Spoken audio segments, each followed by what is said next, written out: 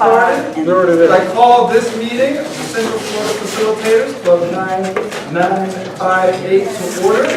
Couple notes, if you could, just go ahead and check your cell phones or beepers, whatever you got. Make sure that they are on silent or vibrate. We're going to have some excellent speeches tonight. We don't want them to be interrupted by text messages, phone calls, or emails.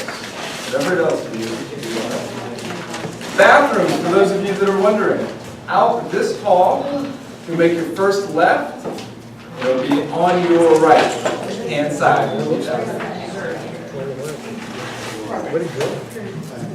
At Toastmasters, we provide a supportive and positive learning experience in which members are empowered to develop communication and leadership skills, resulting in greater self-confidence and personal growth.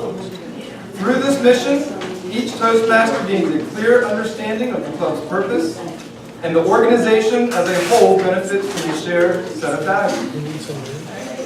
Please stand and join me for the Pledge of Allegiance. I'd rather the anthem. I pledge allegiance to the flag of the United States of America and to the republic for which it stands, one nation, under God, indivisible, with liberty and justice for all. Thank you. If you could please welcome our president, Mr. Mark Guthrie.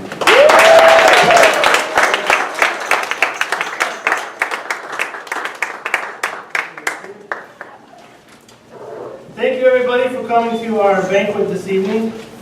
It's always a pleasure to see so many friendly faces. As customary, I would like to recognize some dignitaries in the room. So I would like Toni Gittles, our Area 42 Director, to please. Hello.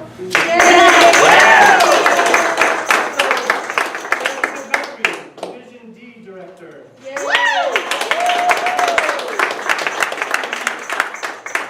Past Division D Governor, Susan Morgan. Past Area 40 Governor and past Area 41 Director, Gail Hill-Smith. And past Area 42 Director, Thomas Blake. Are there any current or past officers at the area or district level that I missed? Great. Welcome everybody. Our theme tonight is jackpot. So we're going to launch into this. The game of blackjack is about hitting 21. You hit 21 and then you win a prize, the jackpot. When I met our Master of Ceremonies 2 years ago, I felt like I finally hit the jackpot. No, I'm not talking about his movie star good looks. I'm not talking about his James Bond coolness. Not even talking about his presidential charisma.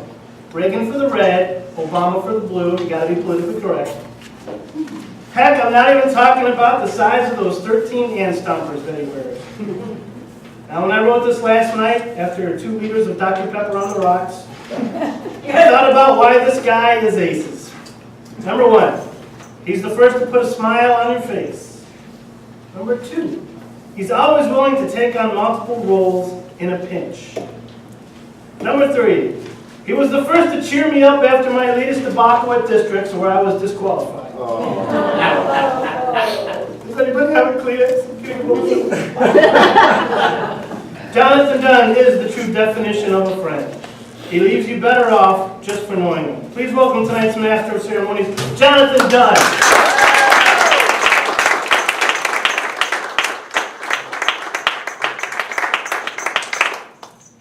Mark, your ability to write never ceases to amaze me. Thank you for the wonderful introduction. Fellow Toastmasters, honored guests, how are we doing tonight? Great. We'll see. Before I get started, though, we have a lot of information to get through tonight. I need to ask Stephen Morgan back there. He's sitting by a window. Stephen, do you happen to see meteorites slamming down to the earth as we speak? Nothing's out there now, but why would you care about meteorites falling? Ladies, gentlemen, if you ever find yourself at an event and they're calling me the master, one of two things might be happening. It could potentially be the end of the world. Or number two, your life may have actually hit rock bottom. Which leads me to when I joined the Central Florida Facilitators in 2012. My life was about to hit bust. And then I decided to pick up my phone call and call my good friend. At the time, he wasn't my good friend. He was simply Stephen Morgan. And he invited me to a Central Florida Facilitators meeting, where I was able to share all the sorrows that were going through my heart at the time, and actually find a bunch of friends in here, friends I'll probably know for life. I find it funny that this theme tonight is casino night and gambling, because making the decision to join Toastmasters and participating, it's absolutely the furthest thing from a gamble that anyone could ever take. Every week I hear the Sergeant at Arms, the President, read the mission of the club, and it's definitely that, but it's so much more. When I truly was about to hit bust in 2012, this club literally was a key thing in helping me get aligned with life's purpose. Joining the Toastmasters, being a member of this club, meeting the people that I've met, many of whom I'll introduce tonight, has helped me become the best version of myself. And to me, as I show up here every Wednesday night, after many times a very long day at work, it's what keeps me coming back. So joining the Toastmasters, participating every week, if you're new at it, it's the furthest thing from a gamble. So when you show up for a meeting, go all in. It's that amazing, and it's much more. Typically at this point of the evening, we do a keynote. And we bring somebody in from the outside. We're going to recess. Oh, yes, sorry. See, like I said, there's always somebody looking out for you. I was getting ahead of myself in all of my excitement. So at this point, thank you, Toni. We are going to recess for 20 minutes. And then I'm going to come back and you're going to hear me say that all over again. That's something very sentimental. So at this point, we will recess for 20 minutes and enjoy your meals. All right. I now call this meeting back to order. Please feast your eyes up front. As the theme tonight is casino night, and that is have a gambling undertone, Jaye Majors, our current treasurer, is our 50-50 lady tonight. So if you would like to participate in the 50-50 raffle, I'm pocketing money. that lady right there. What is the thing? Show me the money. Jaye, would you like to just go ahead and tell any newbies what the 50-50 raffle might be? Thanks, Okay. Richard. What you do is you buy a ticket, or you buy 7 tickets for $5, or 15 tickets for $10. You have the choice. Once I count everything up at the end of the meeting, we will do a drawing, and the ticket that wins, they get half the pot, and the club keeps the other half. We use this as a fundraiser that helps us put on events like this. So the more help that we can get by small dollars from people, it really will help. That's what the purpose is. Yoo-hoo! Thank you, Jaye.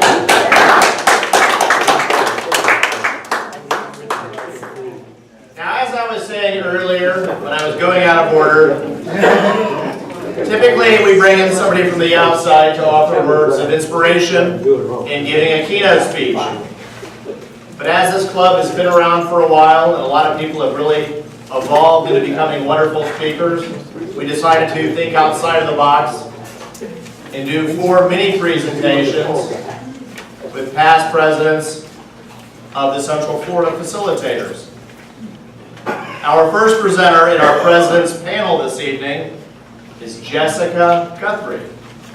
Jessica actually helped found the Facilitators way back in 2003 and served as the club's very first president. So it's appropriate that she should go first on tonight's panel. Jessica is currently serving as our Division D Director. Speaking with us tonight about taking chances, please help us welcome distinguished Toastmaster Yes, good job.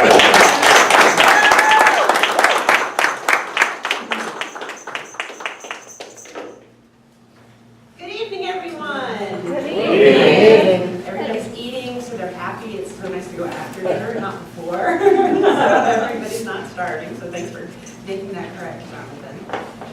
I wanted just to take a little bit of time today to talk about taking chances, and I'll weave in a little bit about my presidency when I was part of Central Florida Facilitators and as part of the president. But I just want you to think back the first time that most of you ever stepped into a Toastmasters meeting. I remember for me, it was in 2001. I did not want to go. I had given a few presentations in my role as a manager of a consulting firm, and it was somewhat disastrous. It's not that it went that terrible, but I was very nervous, and after I finished speaking and I got off the stage, I couldn't remember anything I'd said. I couldn't react to anything. I was just very nervous the whole time, and I thought, if I'm going to move ahead, I need to do something about this. And I've actually had family members who were part of Toastmasters for a long time, so they kept pushing me towards going to Toastmasters, and I said, you know what, I'll give it a try. So I went to my first meeting, and it was in the library downtown, and I agreed to do a table topic. Again, I was really stepping out of my comfort zone. And everybody, I think most people remember their first table topic because it was so frightening.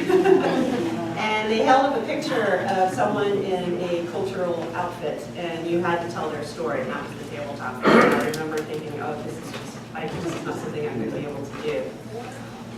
But I also felt like that club wasn't where I belonged, so I went and tried out a few more clubs until eventually I joined Orlando Conquerors 1066, and that was in August of 2001, so quite a few years ago.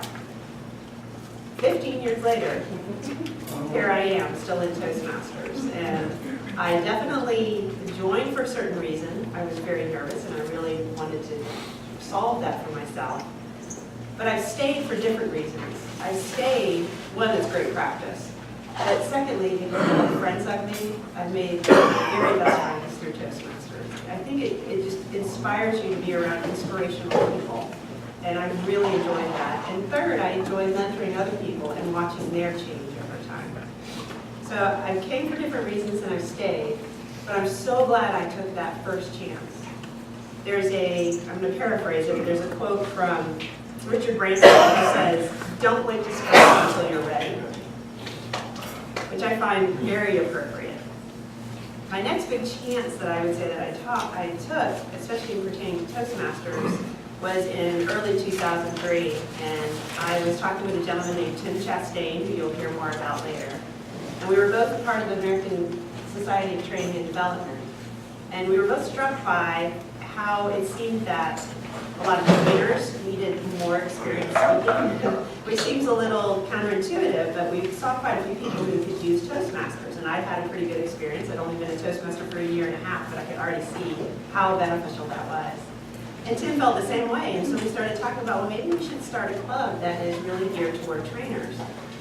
And we spent a lot of time talking about it, and then we started thinking really about operationally how we're going to do it, and then we started doing demo meetings. And I have to say, I stalled like 3 or 4 times during that whole process thinking, oh, there's no way we're going to be able to do this. We can't pull this off. How are we going to get 20 people to join a new club that's out in the middle of nowhere, and we don't even have a place, et cetera, et cetera. And I will give Tim credit. He kept pushing us through to make sure that we actually made it happen. And we had terrific support. And we actually launched the club in late June 2003. Of course, that was this club, Central Florida Facilitators, and I had the honor of being our first president. And the other thing that was a stretch for me and made me step out of my comfort zone, I had to be in front of the room every single week and presenting. And I'm sure you'll hear from the other presidents as we speak tonight. That was probably one of the best training grounds I had in all of Toastmasters, was to get up at the beginning of every meeting and being able to talk to folks, make things happen, run those meetings, and being able to run a club. And I see a bunch of those presidents nodding their heads. That was really one of the best experiences. So if you have the opportunity to run for an office, and particularly one where you need to speak every week in a meeting, take that chance. It's so important. The next time I took another big chance is outside of Toastmasters, but Toastmasters gave me the confidence and the communication skills to be able to do that, which was I started my business about two and a half, almost 3 years ago now. I broke into One Compass Consulting, and it came about, I was walking into a show, believe it or not, and I saw one of the leads was walking in front of me, and I said, "How's it going?" And he goes, "I'm living the dream," and he walked in. And I suddenly realized that he meant it, which, first of all, I hardly hear anybody really mean it. When they say that, it's usually a very sarcastic remark. And I suddenly thought, I need to do that. I need to be in a position where I am living the dream, where I am doing something that I enjoy, that I'm making a difference in people's lives, and I want to be able to tell people, if they ask me how I'm doing, that I'm living the dream and mean it. So that was the start to get me started. And then as I went through, a few months later, or right before I was thinking, and I was pretty sure I was almost there. I take a long time to make decisions sometimes. I was actually on a sailboat in the Caribbean. Actually, it was near the Virgin Islands, and we were sailing by Necker Island. I don't know if you know Necker Island. It's owned by Richard Branson, who is a very well-known entrepreneur. And I hadn't had Wi-Fi access for a while, and as we went by there, we actually got Wi-Fi access. And my sister, completely unknowing where I was, sent me a text. She'd been encouraging me to start my own business, and it was a quote from Richard Branson. And I was like, okay, there's lots of signs lining up here. And as I realized, as I was looking at, as I was talking to her, and she sent me, the quote was actually the one around, "Don't wait to start until you're ready." But there's another one that he's known for, which says, "Opportunities are like sunrises. If you wait too long, you miss them." So when I returned from that trip, I turned in my 2 weeks' notice, and I launched my business like the next week. So as part of this whole theme tonight around taking chances and gambling and making those decisions, I really encourage you to do that. All of us join Toastmasters, most of us. Thank you, guests, for being here. Thanks for encouraging your Toastmasters. But we really joined, and we took a leap of faith. And I think I really want to encourage everyone to continue to do that. And I'll close with a very famous quote by a wonderful person, which is, "Do or do not. There is no try." Take those chances.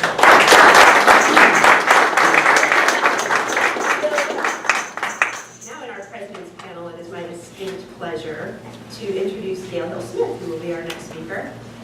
In casino games terms, a shark is lingo for a competent player who may appear to be a fish early on. That would describe our next speaker, except in Toastmasters terms, she was considered competent enough by this distinguished club to run as president for the Central Florida Facilitators in June 2007. She was an advanced competent bronze Toastmaster. Her second term as president was from July through December 2013. By this time, the club was in streak betting mode. That is, the club was betting that she had progressed to the next round, the player would increase or decrease the bet. Please welcome distinguished Toastmaster Gail Hill-Smith as she tells us about the bets she placed to lead the club forward.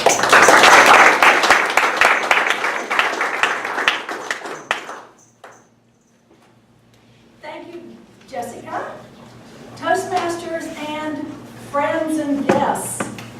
Yes, like Jessica, if I had to give a title to this presentation, it would definitely be Lifelong Learning and Personal Growth. Why is that? Well, as Jessica said, in gambling terms, casino terms, yes, I was a shark. In 2007, this club was competent enough in me to elect me as that president. And even though I only served 6 months versus a year in the previous presidency, there was reason around that, and hence reason around lifelong learning and development. Back in 2007, our club was 38 members strong. Just imagine all of you. We are numbering about 38 tonight. That is how large this club had grown. And because of that, during the presidency, I had toyed with continuing for a year, but I said no. There are so many members that need to take opportunity in both tracks that Toastmasters International offers, the communication track and the leadership track. After 6 months, I went on to serve the club in another capacity, but I purposely wanted somebody else to step up in a leadership role. And in this time frame, those who have been with Central Florida Facilitators may remember that we were forging our past. We were forging our vision of where Central Florida Facilitators was going to go, where we were going to grow. We were setting traditions. We were establishing programs. One of those programs, actually one of the awards that you will hear about tonight, was established at the end of my 6-month term. Initiated the Most Improved Toastmaster, again, because I felt it important enough to have further recognition of someone's accomplishments on a weekly basis. Whether they were diminishing their use of the ahs and the ums and their grammatical faux pas, or they got up here and spoke so eloquently as compared to possibly previous speeches. In other words, little steps that would possibly go unnoticed. So Most Improved Toastmaster Award was established.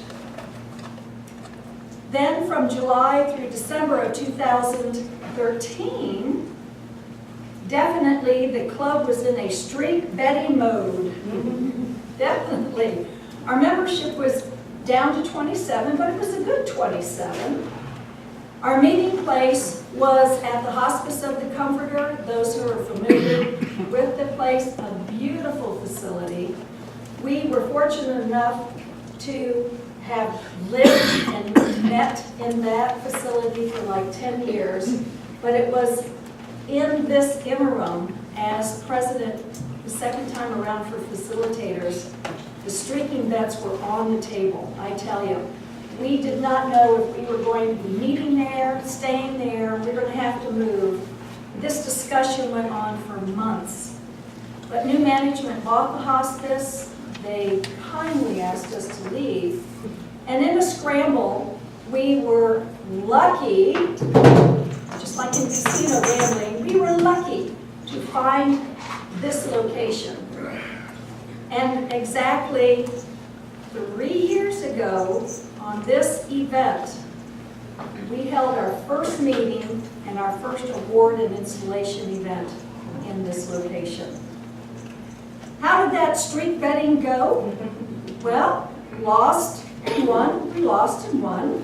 As I mentioned, all my betting, I bet and lost my home, we bet and we lost the meeting at the hospice. However, during that time, we also were trying to keep up with the technology that Toastmasters International was encouraging our clubs to do. We, as a club, selected to incorporate the Easy Speak management program. During that administration, to implement it, to educate, we had our Vice President of Education, Julian, give some 4 or 5 presentations, live streaming, well, not exactly live streaming, but hey, we were technically oriented. We were on the internet. Julian's up there demonstrating how to use this program.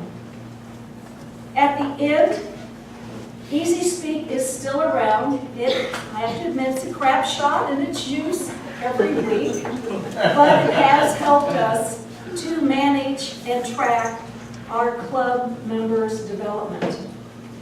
On a personal side, as a charter member of the club, and now a Toastmaster for some 17 years, I continue to grow in my communication and in my leadership development.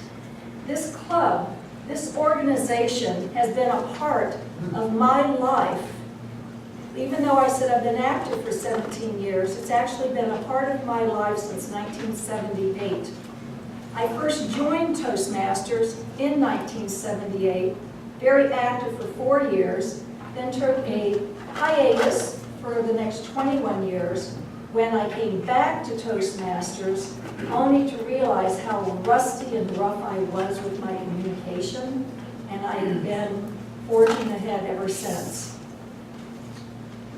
A lifelong learning experience, that's what I call my involvement with Toastmasters, and I honestly think that you could probably ask any Toastmaster the same, and they would say that every meeting they come, they learn, they laugh, and they love their Toastmaster community. All right.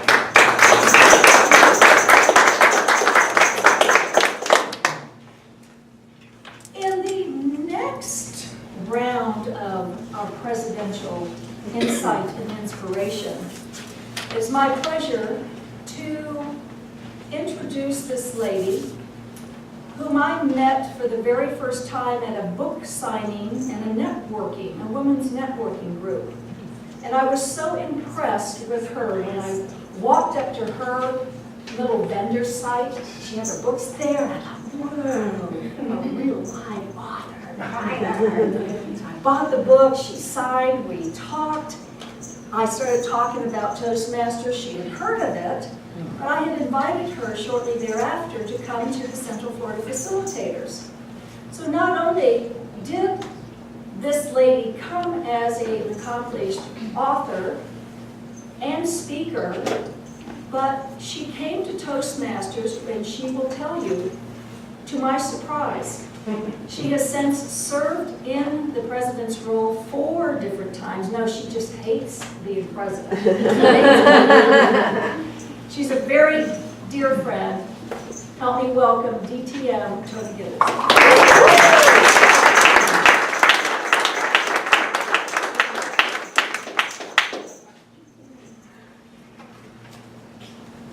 How many of you have ever asked a friend, how am I a better person today than when you first met me? Anybody? Risky, right? That's the biggest gamble of all. I asked that question this morning of a friend. And I said, especially, what difference do you think Toastmasters has made in my life? Now, I thought of many ideas to share with you, and many of you have heard my ideas over and over again. But I thought it would be interesting to give you the point of view of someone who's known me for quite a few years. Her name is Wendy Wood, and she's actually a past member of the club, although I met her in another growth and development type of program called Landmark Education. And we've known each other for at least 10 years.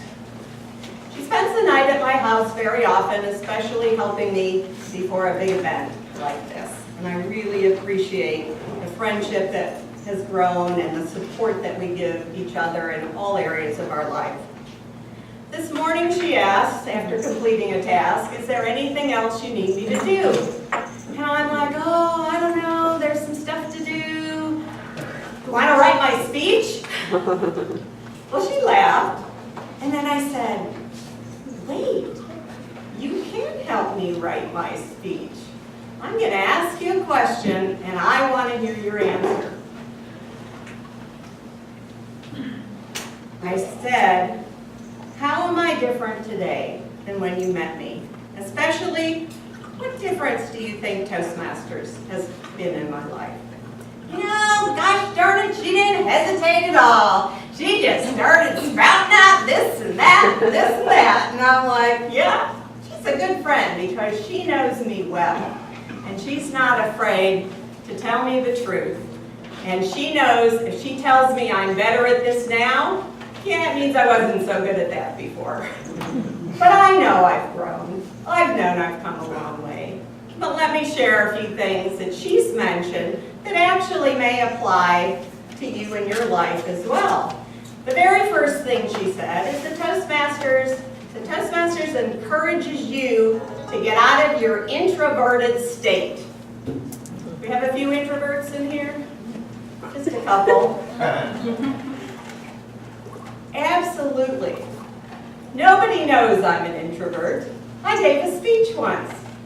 They all voted that I was an extrovert. Well, you know what? After a few years of Toastmasters, 12 to be exact, I know how to turn on the extrovert switch. And it's kind of fun, because I've accepted my introvertedness. I like sitting in my recliner with my dog on my lap and a good book. I can do it for hours.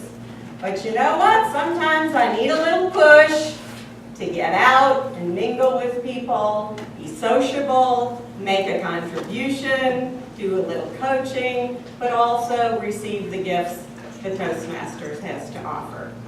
She noticed that right away. The next thing she said was, you know, you receive a lot of uplifting compliments and acknowledgments at Toastmasters. She said, I like that about that group. And you know, it's true. No matter how competent we are in our work, how successful we are in our relationships, we have dips in our confidence and our self-esteem. And she said to me, I've noticed a difference, especially when you participate. The other thing that was a very big deal to her, and it is to me as well, is that I have so much team, I'll call it team support now, because there's so many people in this room. And when I first started, it was like, yes, I could speak, Gail, and I could write, and I was walking into this room, and I had to be so professional that I failed to make some friendships and get the social value of the club. And now, that's all changed. This feels like home. It feels like family.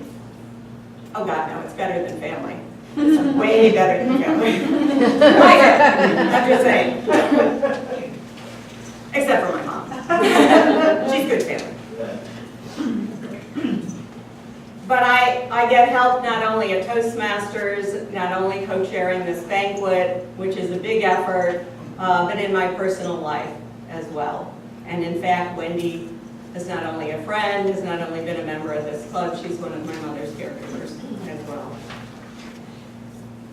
The other thing she said that's related to that is, and you are better at showing your appreciation to the people that help you.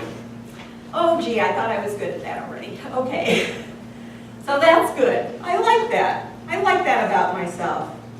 And I have been in my previous career a trainer and educator, and I still have that passion, which is noticeable to a lot of people, to support other people, to not only learn myself, but transfer what I learned along to the next leaders, to the next speakers.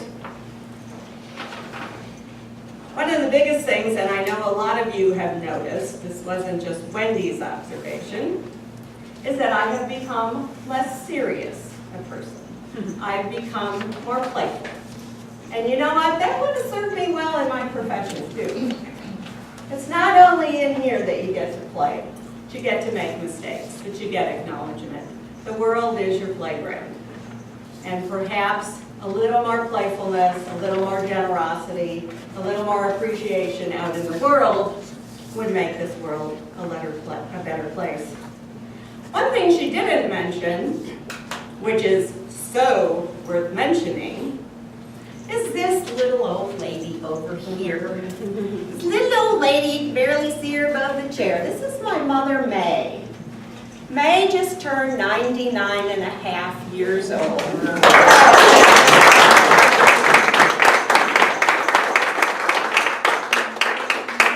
They're clapping not just for longevity, because they know you must have had a great life. And she is a Toastmaster, and she's given 3 speeches so far. And she got interested in Toastmaster because she loved to come hear me speak. So here she is tonight with our caregiver, Dawn, who's a wonderful person, part of my team of people taking care of me and Mom, so that I can give my love and support to this group. So there are many benefits I hope you see of Toastmasters, that's not online on the Toastmaster website. Got it? So there is no risk in coming to a meeting, no risk in being a Toastmaster. And boy, especially after 12 years, and I used to say, why is he still a Toastmaster after 8 years?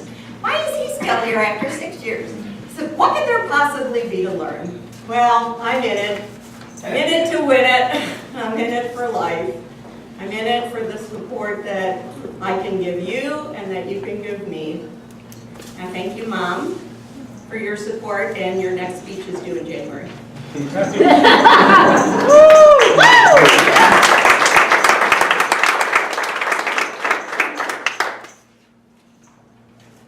Our final speaker is Julian, who is president of the Facilitators from January through June 2012. He recognized the importance of being in total control as president and gave himself the title of El Presidente Supremo. Okay, from Cuba. And everyone that addressed him had to kiss his ring. Tonight he's back to reminisce about his presidency and share some words of wisdom with our president-elect. Please help me welcome El Ex-Presidente Supremo.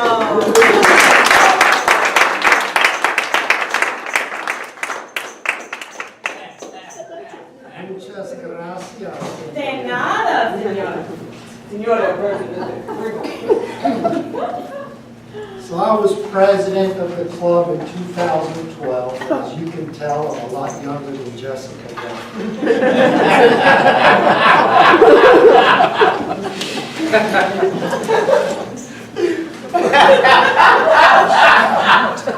My presidency started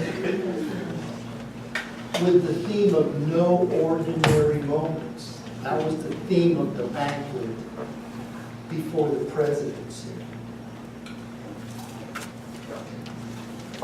The energy level as well as the expectations were high. And without hesitation, we started the year with a bang. Just before the end of the year, we had signed up 4 new members. And by February, we had signed up another 5 members. We had a total of 9 members in just a few months. This was great news.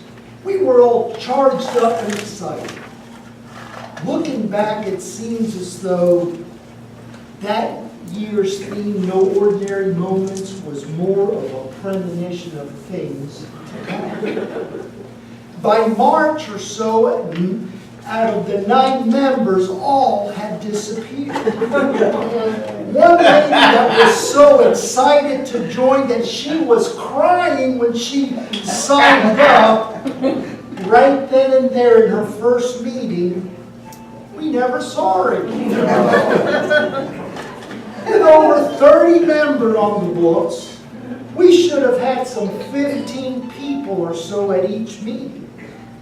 Most of the time we struggled to have 12, and many times even less. The vice president of membership bailed out on me due to family problems, so the program that we had so carefully crafted crashed and burned before it even left the runway. My VPPR had suffered a physical ailment that took him out of action. When Mei Fa-Cheng stepped into the VPM's role, a week later he had to leave for Saudi Arabia to oversee a project for his company.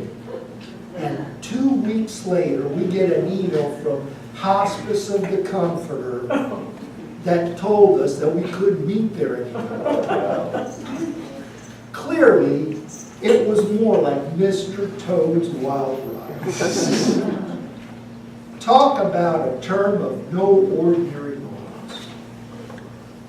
Believe me, I don't think this club ever had a term like this one when we were all on the brink of homelessness. And as Gail said, we were fortunate to find this venue.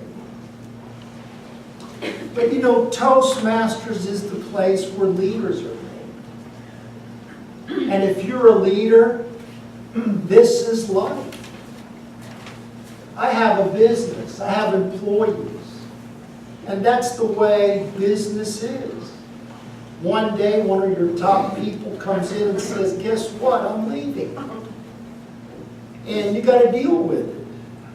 Your whole life, your whole sense of security and your ability to relax just crashed and burned. But the reality is, where in the world can you learn world-class leadership skills at little or no cost? Where in the world can you learn world-class professional communication skills without traveling great distances? Where in the world can you learn these skills through tried and proven methods practically in your backyard? Where in the world can you find supportive group of seasoned mentors where you cannot fail? Welcome to the world of Toastmasters International and the Central Florida Facilitators. Fellow Toastmasters and guests, Toastmasters is the best kept secret in the whole wide world. Thank you.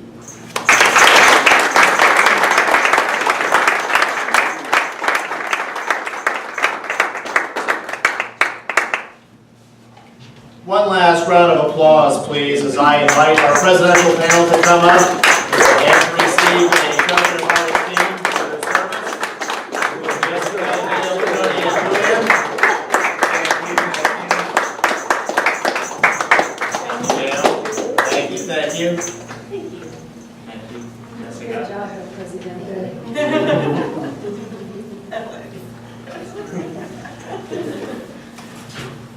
It was really funny to be sitting there and watching them all speak.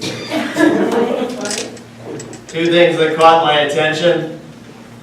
The title of the banquet, No Ordinary Moments, and then Toni saying, it's just like family in here. And just know, everyone, as you're sitting there, that Toni's sitting there going, I wonder what's going to come out of John Dunn's mouth right now. Because Toni and I, we have lots and lots of history. Yes, Toni, it was just like family when you wanted to kick me out that time. One of the things Toastmasters doesn't teach is how to let go. But back to the theme of tonight's meeting. Not as serious. Not as serious. We've actually grown in our relationship. Our lives change when our habits change. And as Julian was saying, a lady came, she joined, she was crying, she was excited. And signing up on the dotted line is just the very first step. The first award that we're going to be presenting tonight is what I would call the All-In Award, and that is our Participation Award. Here to present our Participation Awards this evening, please welcome back Toni Gittles.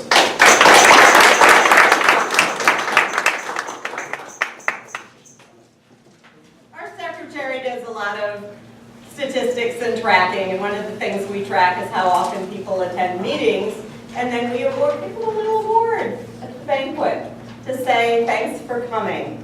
We look at people that have attended 75% or more of the meetings, and this term I think we had 21 meetings, something like that, so it's a substantial amount of commitment that these people demonstrate.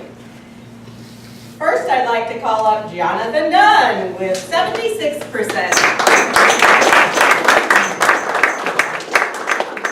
Stephen Morgan, 76%.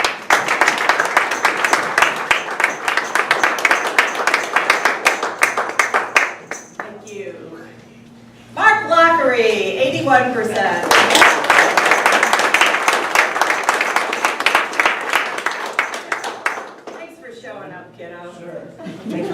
Charlie Bongolier, 81%.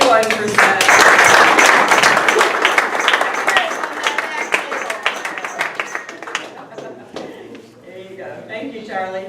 Jaye Majors, 86%.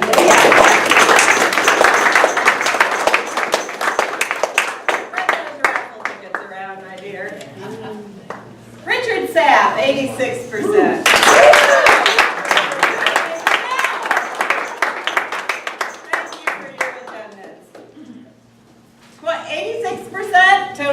medals.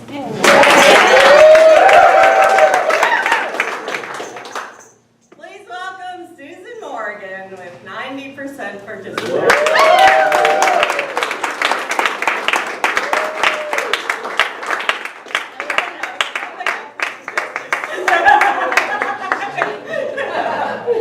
Mr. Toastmaster. Mr. Master.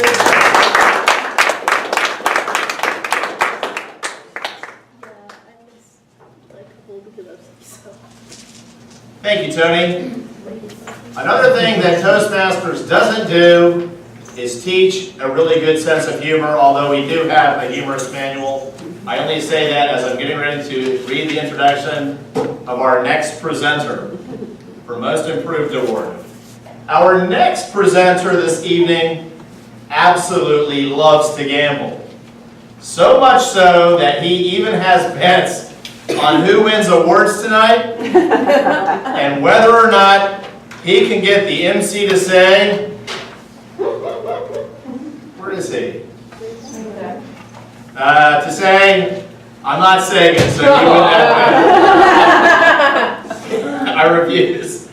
November is over. You can draw your own conclusions from that. Please help me welcome your Sergeant at Arms and former Most Improved winner, Richard Sapp.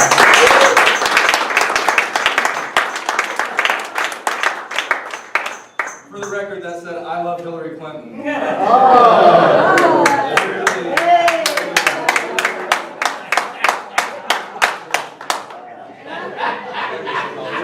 Oh, quiet now. And I'm wearing pants. All right. Yeah, me too. It is my distinct pleasure this evening to announce the winner of the Most Improved Award, which is the most prestigious award for the speakers that really needed some help. Actually, the title of this award, Most Improved, does suggest that the recipients required large amounts of improvement. When in fact, this award can go to advanced speakers who went from good to great, or from great to incredible. But tonight, I can assure you that's not the case. So how does anybody win this award? Well, at the end of each club meeting, votes are cast for the most improved. Throughout the 6 months, the winners are tallied, and the person with the most individual wins at the meeting wins the award tonight. Votes for the most improved can be cast for someone who made excellent strides in table topics, delivered a well-prepared speech, or who just shows the courage to stand up and participate every single week. Tonight, there is a tie. We have 2 winners. And the reason there are 2 winners is because the committee couldn't decide who they disliked more. That's not true. It's actually because both individuals received 3 votes each for the most improved. Our first winner joined in August of this year as a young pup barely old enough to gamble. The other appeared at meetings for 4 months prior to joining in June and still dodges every possibility of actually having to speak.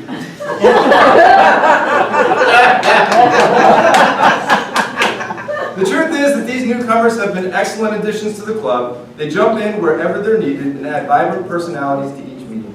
They seek personal growth and development and have made tremendous strides in the short time they have been here. So ladies and gentlemen, please put your hands together and help me welcome our first winner tonight, who also received votes for the best speaker and best table topics, the tall, the sexy, the not here, Mr. Gus McKean.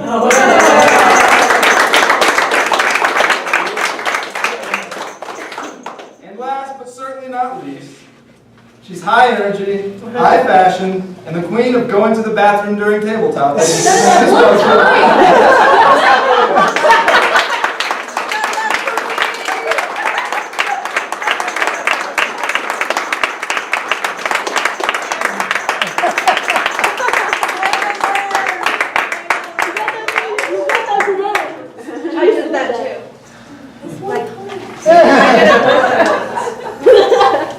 So you're good.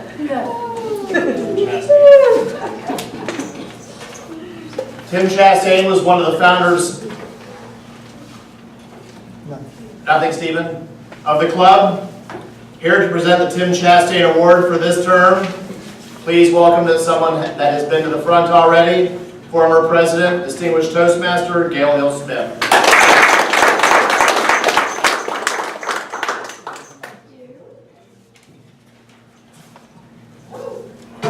Boy, that's worth earning. Look at that. Thank you, Toni. Thank you, John. The Tim Chastain Award. Y'all had one. The Tim Chastain Award was named after our club's second president back in 2004 to 5. And is awarded to a Toastmaster who, I'm sorry, I did have too much wine. Who is not determined by a poker hand, but rather by the president each meeting. Second, is presented to someone who contributed the most to the meeting and possibly even doubled down a bet that he or she could be the announced winner of the Tim Chastain at the end of the meeting. And three, that person has to have attended that meeting. So that double down betting did pay off for the recipient of tonight's Tim Chastain Award. This Toastmaster is someone who has regularly stepped up to take on not only a primary role, but typically a second role, possibly even a third role. Possibly could have been serving as the Toastmaster or the General Evaluator or a Table of Topic Master and still took on another role. All the roles that this Toastmaster did were above and beyond the call of duty. This Toastmaster interjected humor, interjected creativity in every role, doing so with such a helpful and a positive attitude. And it was so giving that he wore a poker face, or should I say, no, he didn't wear a poker face because he always smiles. He is always wonderful to be around.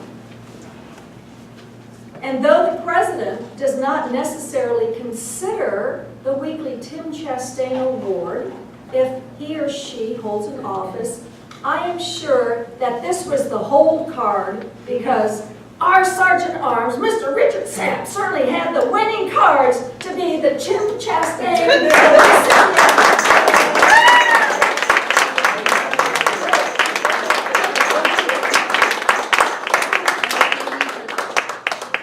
See that smile.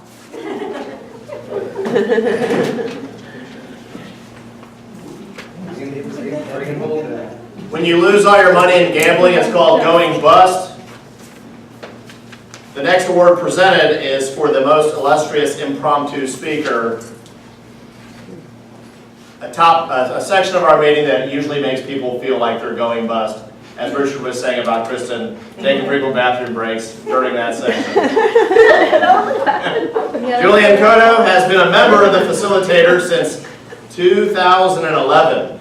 He is a club past president. He was elected Outstanding Facilitator in June 2013 and Most Illustrious Impromptu Speaker in 2015.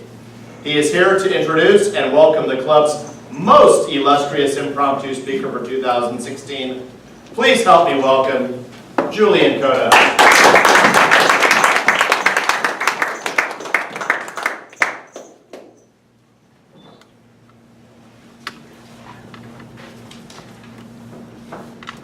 The Most Illustrious Impromptu Speaker Award is given to the member of the club that has won the most Table Topics awards at regular meetings throughout the 6-month term. Table Topics, for you that, Kristen, Table Topics is an opportunity for attendees at a regular meeting to speak extemporaneously for 1 to 2 minutes on an unknown topic given to them by the Table Topics Master. This is an exercise to hone our ability to speak off the cuff in an organized and coherent manner, Gail.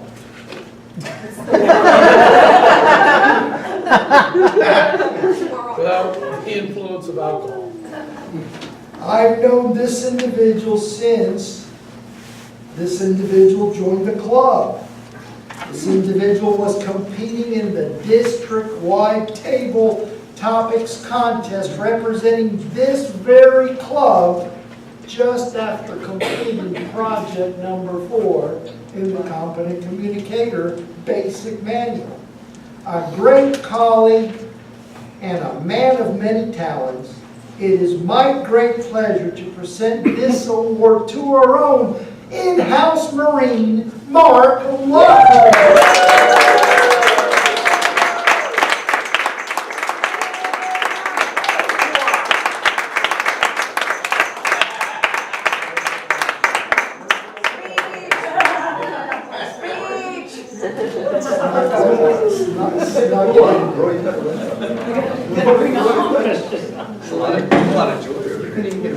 Well done, Mark.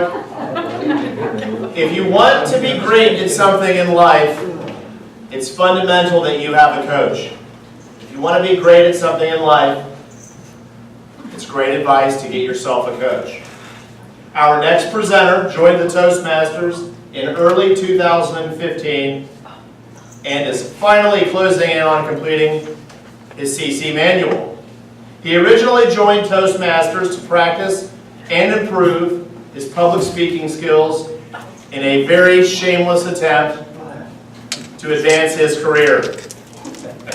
He identifies communication skills as the #1 attribute required to succeed in professional jobs, particularly in wonderful corporate America.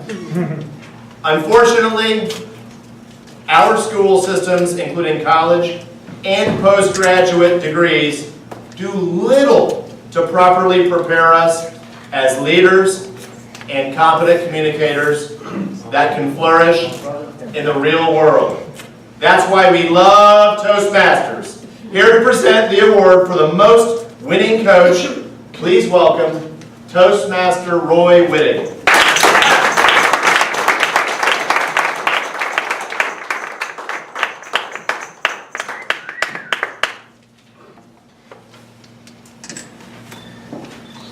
Over the course of the last 6 months, not only did this individual win Best Evaluator 3 times, he also won Best Speaker, Best Table Topics twice, Tim Chastain Award twice, and attended 76% of all of our meetings.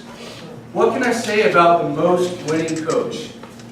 As everybody knows, he's an invaluable leader and instrumental to the club's success and has been for many, many years. Known for his love of entering contests and particularly excelling in evaluation contests, our winner this evening joined Toastmasters in 2001 and joined Central Florida Facilitators in 2003. He's held numerous offices, including president on multiple occasions, currently serving as our Vice President of Public Relations. He wears a multitude of hats, from club videographer, manages all of our social media accounts, keeps our website current, and let's face it, he really just keeps us in the club functional. Oftentimes, he does a lot of work behind the scenes that goes unnoticed with little recognition. A couple observations I want to note real quick about our winner that I've noted personally. First and foremost, he'll always touch on things that nobody else sees. There's not an evaluation that goes by where I don't have an aha moment, and it just totally comes out of left field. And even as somebody sitting in the audience, you really learn something from his evaluations. An exceptional listener, very creative, and very articulate in his delivery. Second, he's 100% committed to making all of us better, and he provides insightful feedback in a positive, constructive light. As a certain Mark Guthrie so eloquently noted, he is a master with words. I remember one of my speeches was so bad, he had no choice but to bring a chainsaw to it. But he didn't do it in a lumberjack kind of way. He did it as more of a sculpture kind of way. Instead of feeling cut off at the knees, I felt like a beautiful swan. I think that's a perfect way to summarize it. I think it's safe to say you're going to get honest feedback, good, solid, constructive criticism, and opportunities to improve when you get an evaluation from this rock star. You can bet on that. Please help me congratulate this term's Most Winning Coach Award presented to Stephen Morgan.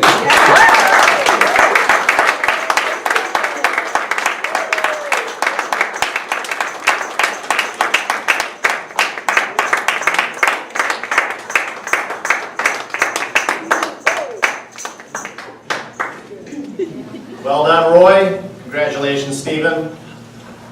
Most of us took a gamble when walking into Toastmasters. This Chinese proverb sums up the risk this next presenter took when she stepped into Toastmasters. If you must play, decide upon 3 things at the start: the rules of the game, the stakes, and the quitting time. The rules were clear for the speaker: show up and speak. The stakes, the opportunity to be a great speaker, and the quitting time.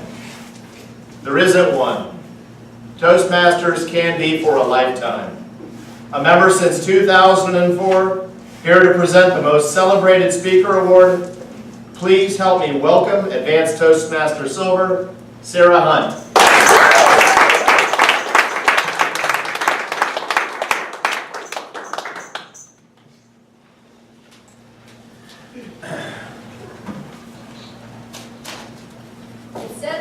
People will remember you more for the kind of person you are rather than what place you were on the podium.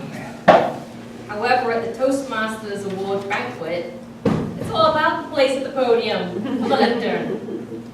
This next award winner will be recognized not only for their winning speeches, but for the kind of person they are through these amazing speeches. Weekly meetings designate a portion of the program to prepared speeches. These projects are from the basic and advanced communication manuals, and they typically range anywhere from 5 to 7 minutes and can be longer compared to this advanced project manual. So in order to qualify the Best Speaker Award, they must finish within the required time, and they must receive the most votes from the members that evening. The Most Celebrated Speaker Award goes to the club member winning the award the most times in the past 6-month period. Let me tell you what dice this Toastmaster rolled to earn this award. They gave 8 prepared speeches and was voted Best Speaker 4 times. They demonstrated tremendous commitment in practicing and preparing over and over all those speeches. And let me add, one of the winning speeches placed first in the Club Humorous Speech Contest. These speeches can easily be compared to the highest quality of gambling casinos. They are colorful, dynamic, and they're and the highest quality of, and with their super loud voice, also theatrical. This person proved they have command of their audience in the speech. Get the right man. This was followed by a second win, which captured everyone's attention, titled Everything Connected. Other titles of winning speeches are The Gift of Adversity, Your 2 Greatest Powers, and The Trip. As you reminisce on those past speeches, this person has to place top of the podium. But what also is memorable is the messages in each speech. They push us and they ask more of us when it comes to self-reflection and improving the kind of person that we want to be. We enjoyed loads of passion and larger-than-life stories from this person. Unlike gambling, there is no luck as to why this award winner has captured this trophy on numerous occasions, and they have only been a member since 2012. Please help me congratulate as I present the Most Celebrated Speaker Award to Jonathan Dunn.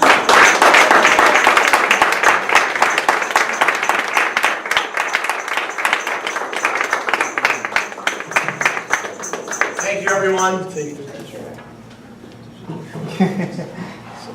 Hopefully I'm not supposed to sing this line, this could actually truly mean the end of the world. It's a pirate's life for me, including the bottle of rum. The best attitude adjustment is a day at the beach. Turkey is highly overrated. A buttery, garlicky lobster is what you need.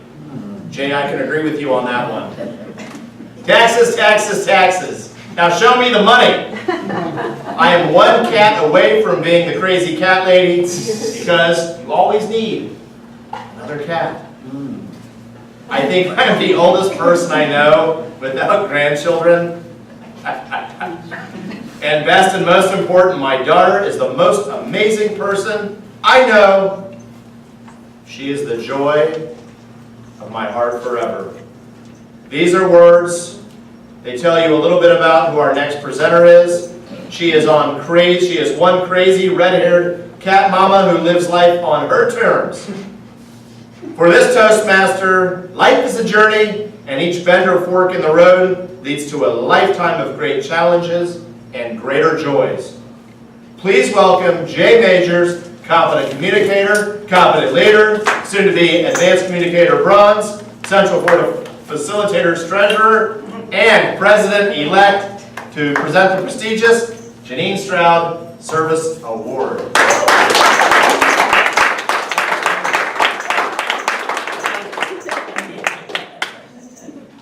Thanks, Jonathan. Great to see everyone.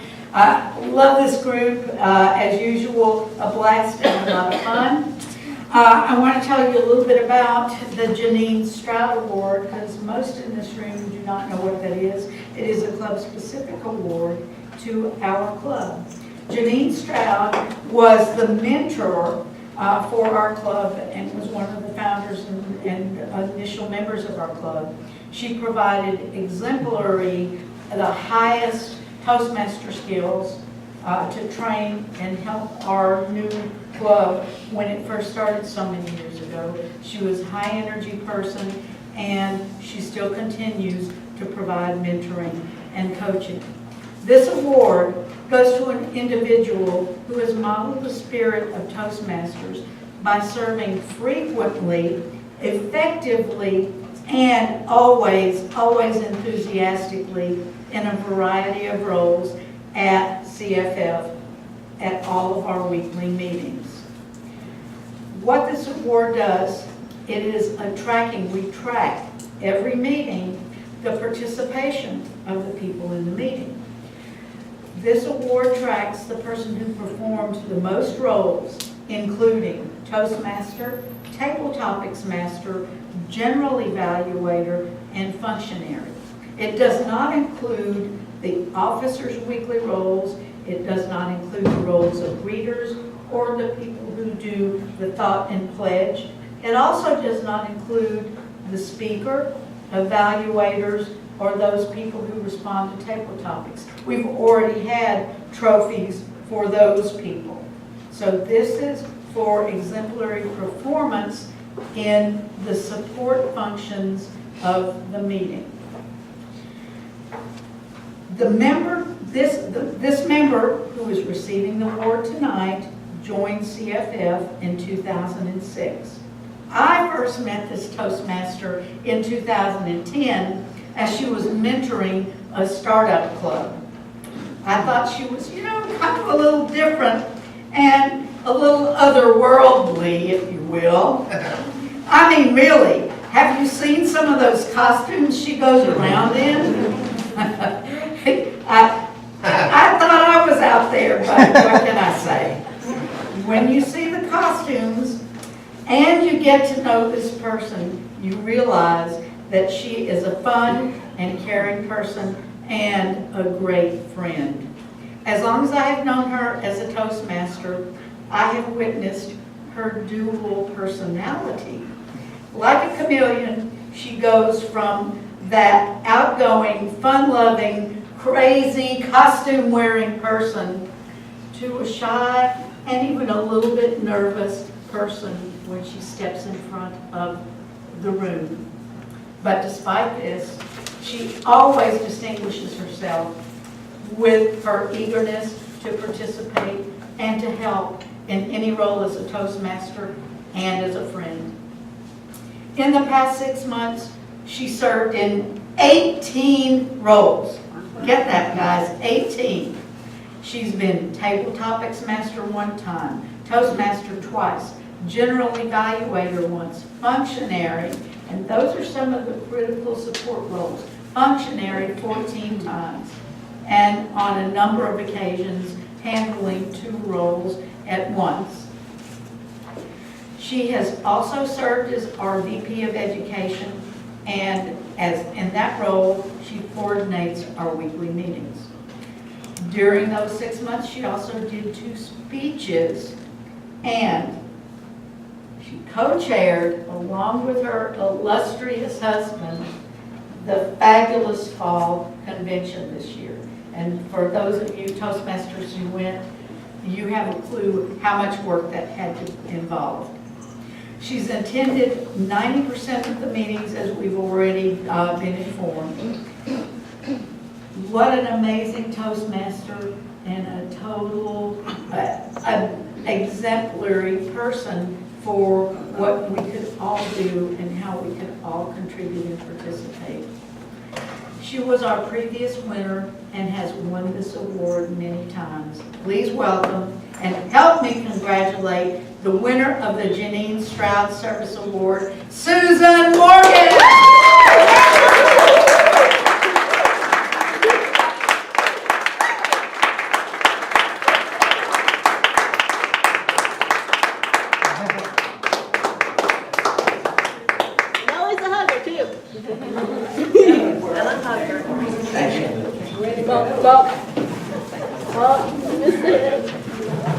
Congratulations. Toni has been a member of the Central Board of Facilitators since 2004. She was previously a Toastmaster in 1997 in the Chicago area.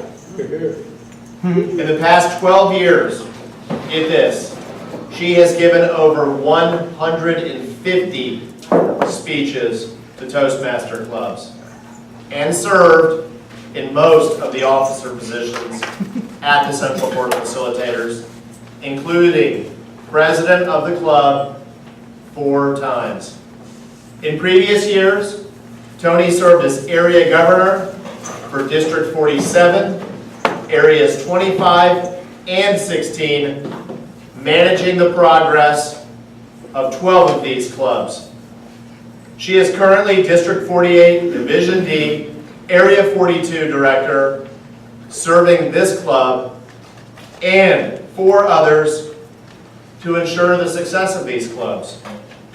As of this month, Toni is sponsoring a new corporate club in Lake Mary. Her focus on communication and leadership the past years has earned her the Distinguished Toastmaster designation given by Toastmasters International. This past 6 months, as well as her duties as area director, supporting the facilitators, she is an active participant in the club, supporting our secretary, vice president of membership, advising our president, as well as serving in meeting roles nearly every week. Her passion, spirit, and example in the club have surely influenced some of our award winners today. She has been a multiple winner of the Jessica Guthrie Spirit Award over the years for her contributions to the club and was the recipient in June 2016. Here to present the Jessica Guthrie Spirit Award, please welcome Distinguished Toastmaster Toni Gittles.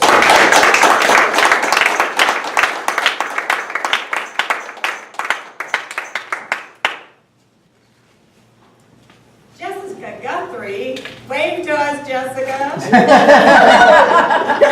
Did you name this after yourself? No, somebody else came up with it. Jessica Schlenck Spirit Award is named after co-founder Jessica Schlenck Guthrie.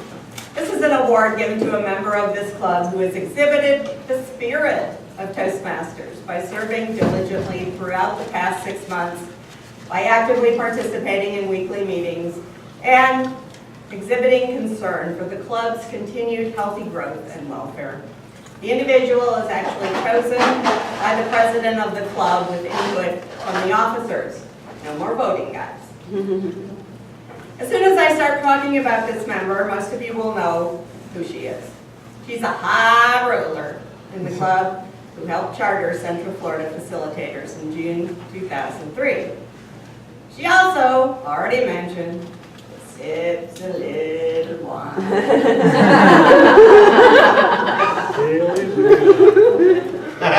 She was a member prior to joining this club, giving her the distinction of being a Toastmaster longer than member Emma Hancock has been on this planet. If something needs to be done, you can place your bet this member will chime in, all in, as a volunteer. Speaking of volunteer activities, not so long ago, she gave a speech about her volunteering and telling us she logged in over 10,000 hours in various organizations. Well, I don't know what you think about this, but obviously to me, this woman has a penchant for service and caring for the people in the organizations that she joins. But in that speech, she also mentioned she was going to take a break for a while. I thought we weren't going to see her anymore. And lo and behold, she shows up as the Assistant Division D Director. In training to be the Division D Director for 2017-2018. Now, if that's giving up, making a 2-year commitment, then I'm very confused. When she attends meetings, she is always greeting guests, talking up Toastmasters, talking with them after the meetings, and volunteering for major roles at events like the club auction, contests, and banquets. If this member is on your team, you can double down because you will win any hand you are playing. She is a sure bet. She's also a mentor in the club, assists the officers when there is a need. And you know what? She's really at her creative best when serving as Toastmaster of a meeting or table topics master. She brings in props and talk about costumes. I don't know, Susan. She might be up for best costume. I think so. This little Energizer bunny serves our club with enthusiasm, boundless energy, and just doesn't quit. She has a passion for training and development, as many of us do in this club. But not only when it comes to personal development. When asked to present, for example, a program at Toastmaster Leadership Institute, even though she doesn't have time, she does it anyway. She is a yes, and then she draws people like me in at the last moment to help her out. That's teamwork. We were very busy together, in fact, at our Division D team at the fall conference, serving breakfast Saturday morning in St. Augustine. But that didn't stop after breakfast was over. She's like, come on, Toni, ante up. And she led me down the employees-only kitchen to wash the breakfast dishes. That was fun. We have pictures of that, you know. All with a smile on her face and a positive attitude. And while it's true that the Jessica Guthrie Spirit Award has nothing to do with her service to Toastmasters outside of this club, it definitely tells a story about her character, integrity, how much she cares in her leadership. In casino language, a jackpot is the biggest payout issued in a casino game, particularly a slot machine. If you befriend this individual, learn from her years of wisdom, okay, mistakes as well as successes, and follow her leadership, you will have hit the jackpot. I know I have. I am a better Toastmaster and a better person for her guidance and friendship the past 12 years. It is with great appreciation and heartfelt congratulation that I present the Jessica Guthrie Spirit Award to, what was her name again? Oh, Gail! Gail Hill-Smith!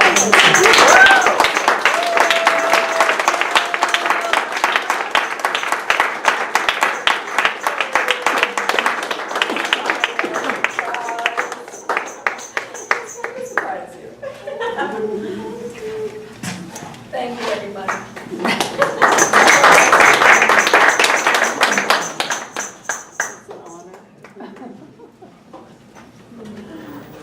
Our final presenter this evening has been a Toastmaster for 18 years. and a facilitator for 12. In that time, he has been presented with CFF's Most Celebrated Speaker once, Spirit Award once, Most Illustrious Impromptu Speaker twice. Love the next one. Most Winning Coach 7 times. And Outstanding Facilitator 3 times, including at our spring banquet this year. This term, he took a break from his incessant speech contesting. How many total? 194. God. Staggering numbers. In order to co-chair the District 84 Steampunk Conference with his beautiful wife. Now that the conference is over and he does not have a club office here next term, he is hoping for some overdue relaxation and continuing to serve in the offices he still holds in 2 other Toastmaster clubs. Following up on his 2 speeches this term, Right the Wrong and Sweet Revenge, please welcome Advanced Toastmaster Gold, Stephen Morgan.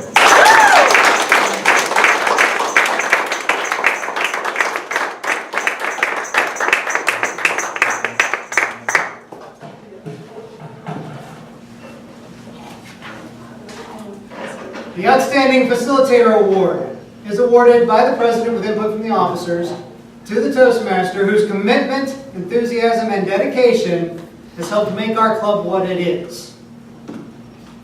Commitment. Despite holding no club office, tonight's recipient took on the role of mentoring first-time club officers, making the time and effort to ensure their success. New members and guests often received individual attention from this facilitator before and after meetings. All this while also serving as a district officer. Enthusiasm. From contest to clubs to conference, this Toastmaster was all promote, promote, promote! Puzzles, costumes, and speeches galore help this member get steampunked and teach us all to release our inner extroverts. Dedication. Dedication begins with showing up, which tonight's recipient did often. Dedication also includes putting in significant individual effort over a period of time. During the last 6 months, this facilitator took several major meeting roles on little to no notice, and frequently took on supporting roles at the last minute, along the way earning a Best Speaker, a Best Table Topics, Tim Chastain Award, and 3 Best Evaluator Awards. But this member's dedication extends much further. Over the past 12 and a half years, this facilitator has held club office 13 times, including 4 times as president. This term began with my speech, Sweet Revenge, being evaluated by tonight's recipient. Our history also goes much further, though. During her first year as president, officer meetings took at least 3 hours. Officers were told how to do their job, and if they couldn't hack it, you're out of here. 12 years later, instead of telling the officers how to do their jobs, she now shows them. The high demand for quality is still there. Our Master of Ceremonies can attest to that. But in the past 6 months, tonight's recipient learned how difficult it is to deal with a pain in the ass. Just like she was coming from love, I say, like mother, like daughter. Yes, revenge is sweet. The last term ended with her presenting me as its outstanding facilitator.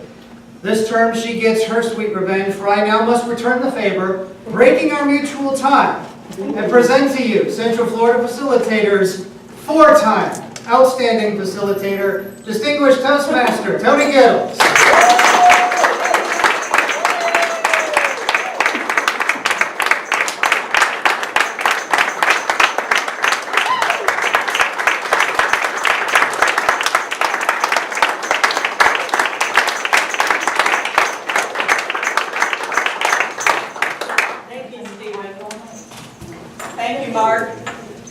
officers. Thank you, members.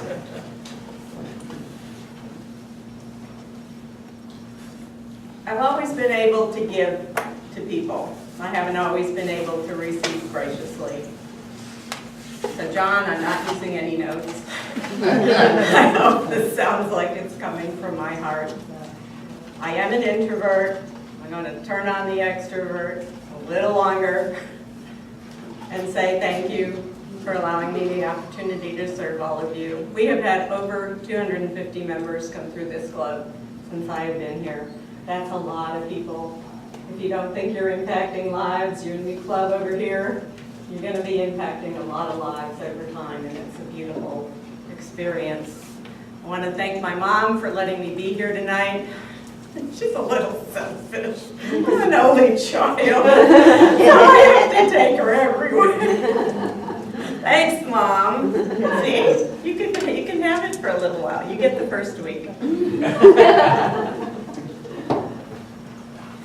My life is consumed by my mom and taking care of her. Even though she's mentally active and alert, she has some disabilities at this point that sometimes make her wish,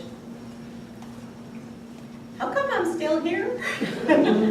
Well, you're 99 and a half and you're still bringing joy to people, and that's why you're still here. I hope I can do the same for many years to come as a member of this Toastmaster family. I do consider most of you I've really known for a long time, and I really consider you very close friends. If you ever leave, I will find you. And I will haunt you. You are my friend again. Julian knows what I'm talking about. And Roy came back as well. And we're awaiting several other members for January, so that happens. Thank you all very much. It's just a joy to be a Toastmaster. It's a joy to be starting new clubs and meeting outstanding people like yourselves. And thank you for coming tonight. Thank you to all our guests.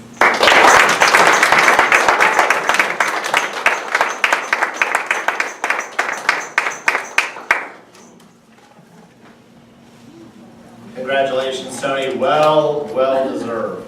To give a special speech tonight is a Toastmaster that has been in this club for 8 years and has served, among other duties, 2 terms as president of this club.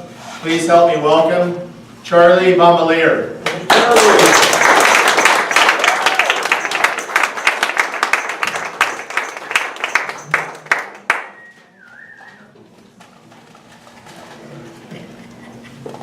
As we celebrate the achievements of the Central Florida Facilitators over the past 6 months, and as we prepare, obviously, to celebrate holiday traditions with our loved ones, I would like to take a few minutes to talk to you about why we have the ability to have such celebrations.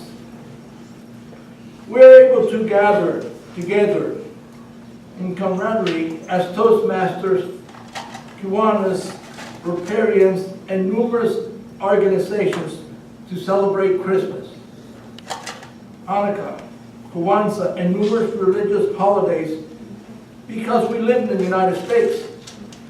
The First Amendment guarantees us these rights. Every day, our servicemen and women risk their lives preserving these rights for us. It is something we tend to take for granted and don't think about it until we hear news of U.S. casualties. Even less often, we do hear or think of the servicemen and women who have been injured, physically or mentally, in war and return to civilian life bearing these visible and invisible scars. More often than not, they receive little or no assistance in healing these wounds. Allow me to give you some examples. For every U.S. soldier killed in World War I and II, there were 1.7 soldiers wounded. In Operation Iraqi Freedom and Operation Enduring Freedom, for every U.S. soldier killed, 7 are wounded. combined over 4,800,000 servicemen and women have been physically injured. In addition to physical wounds, it is estimated that as many as 400,000 service members live with the invisible wounds of war, including combat-related stress, major depression, and post-traumatic stress disorder.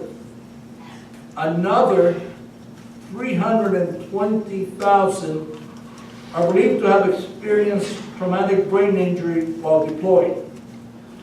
As a result of all this, another frightening statistic: every day, 22 veterans commit suicide. Fortunately, there is help. Since September 2001, the Wounded Warrior Project has been providing free programs and services focused on the physical, mental, and long-term financial well-being of this generation, post 9/11 of injured veterans, their families, and caregivers. Its purpose is to raise awareness and enlist the public's aid with the needs of injured service members, to help injured service members aid and assist each other, and to provide unique direct programs and services to meet the needs of injured service members. By linking warriors and caregivers with the appropriate resources entails a cooperative relationship between Wounded Warrior Projects and various organizations within the community. One such organization is the Bindu Institute of Navarre, Florida, founded by Don Harrison, a licensed mental health counselor. The Bindu Institute provides mental health counseling services and personal coaching services with the philosophy of working to heal the whole person. Through my affiliation with the Wounded Warrior Project and the Bindu Institute, I was introduced to one such warrior. Like many of you, I have heard stories about wounded warriors, but never had the opportunity to meet one. Tonight, it is my privilege to introduce to you one of America's unsung heroes, Sergeant Robert Liddy, U.S. Army veteran.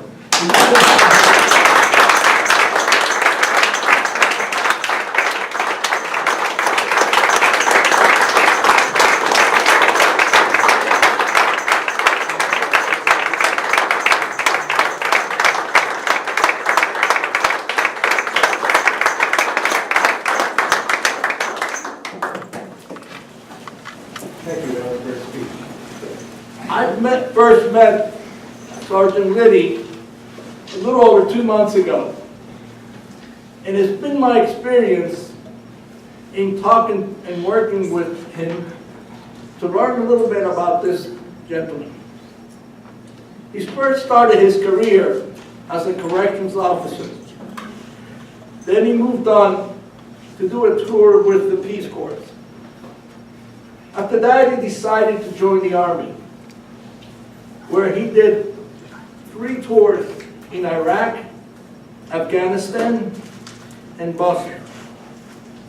In Iraq, he became a professional photographer to take pictures in the front lines.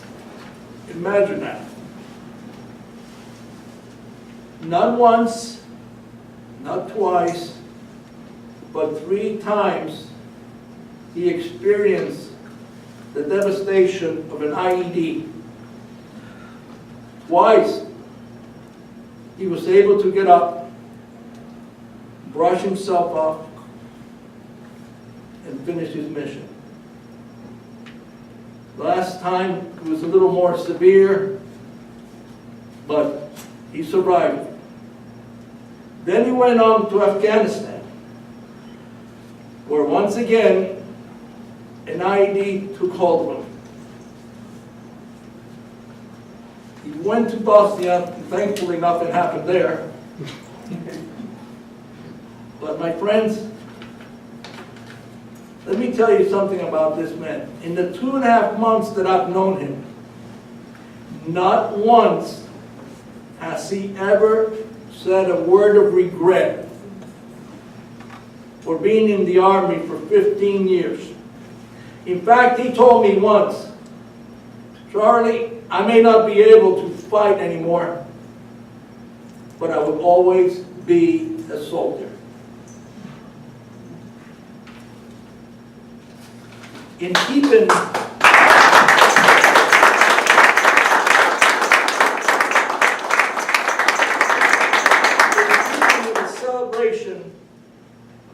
Toastmasters Club 9958, which is to present you with this Heroes Award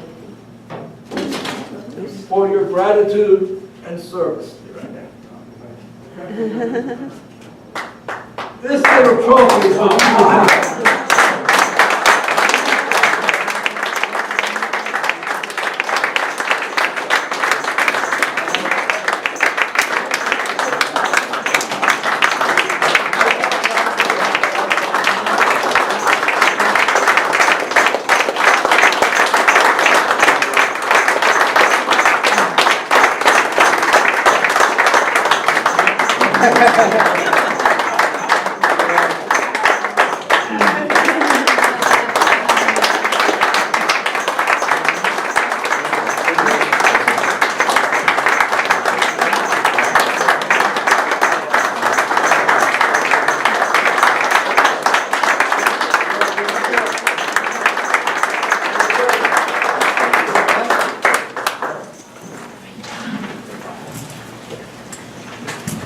Now that's a hard act to follow. Indeed, I was supposed to go first. Okay, these people don't know they're getting a special gift, but Toastmasters has really developed in me a creativity beyond what I knew that I could do. The jigsaw puzzles are mine, and these gifts that I'm giving to the next 4 people, I've put together myself. So Gail, another surprise. Steampunk! Starting life is 1899.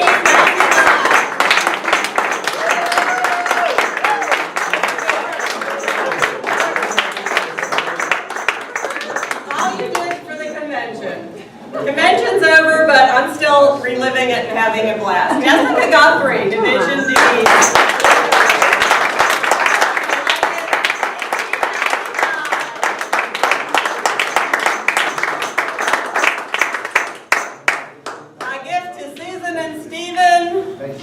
Come and get it.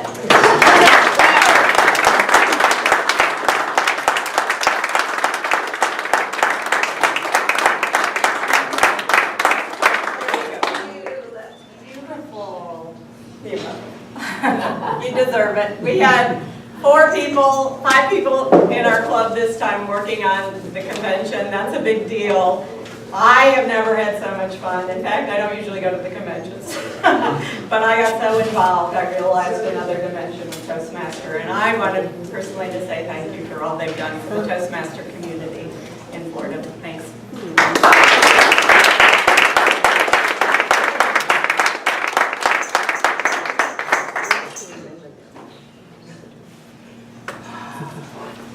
Our outgoing president, Mark Lockery, loves all things Vegas. An old friend of his once got a blackjack table at a fancy Vegas casino and told Mark how exciting it was. Living in Detroit at the time, there were no casinos there. But then one day Mark heard a casino was going to be built, so he rushed downtown to apply. As fate would have it, he was pulled over for speeding. When the officer asked why he was in such a rush, Mark said he was in a hurry to get downtown because a dealer friend said he could make a lot of money there. Mark never did get that job as a blackjack dealer, but he learned a few things about search, seizure, and body cavity searches. Please welcome an advocate of our Fourth Amendment, outgoing president, Mark Guthrie.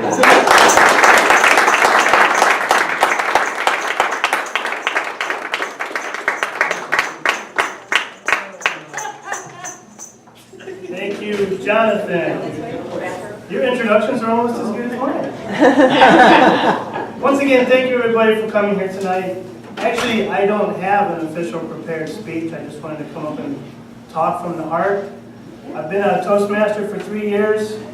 I've been to district level speech competition twice. And as John pointed out, because he refuses to let things go, I was even disqualified once. But it has been my distinct honor to serve with the members of the executive committee who are going to be leaving this term. We've had a very successful term.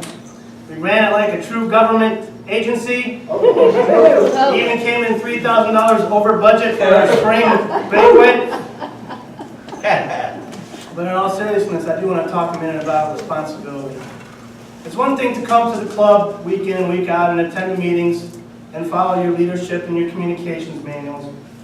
But it's another thing when you volunteer to spend your extra time and commitment to help the club behind the scenes achieve its success in the district and as a Toastmasters Club in general. Executive officers is not a paid position. These people did it out of the kindness of their heart and their willingness to help the club succeed. And with that, I would like to say thank you very much. Now, I consider myself a very responsible adult. People would often ask me, Mark, where did you learn responsibility? Was it your 8 years in the Marine Corps? No, it wasn't. I actually learned it a long time before that. Actually, I learned responsibility by eating pumpkin pie.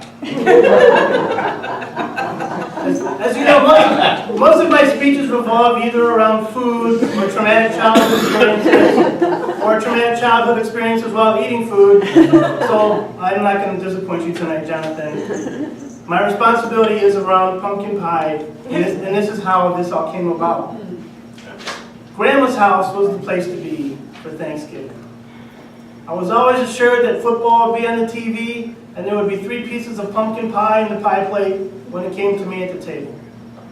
I came from a very large family, and although Grandma's table sat 12 people comfortably, we couldn't fit everybody at the dining room table, so they commissioned a children's table off in the living room in front of the TV, where us kids would go and sit. Now the added benefit to sitting at the kids' table was we always got to eat first, and we never had to cook the meal or clean up after the meal, so it was a win-win. And as we ate first, I was always assured there was 3 pieces of pumpkin pie and Cool Whip when they came in front of me. Now eventually one year my uncle moved overseas, and there was a vacancy at the adult table. And being the oldest kid at the children's table at the age of 24, I realized that it was about my time to be called up.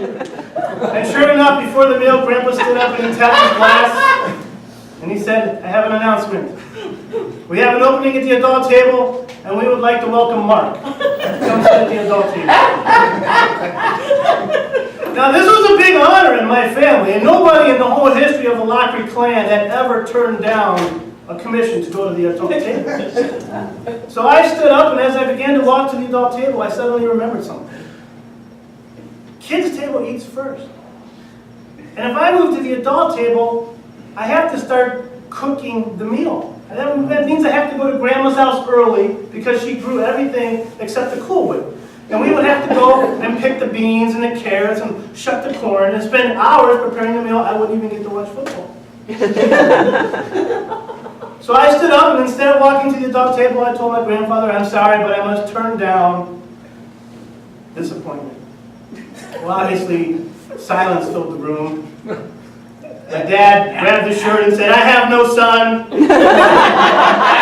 Finally, my mom, who was the wiser of the two, came over to me and she said, Mark, at some point in your life, honey, you're going to have to learn responsibility. So I sucked it up, and at the age of 24, I went and I sat at the adult table.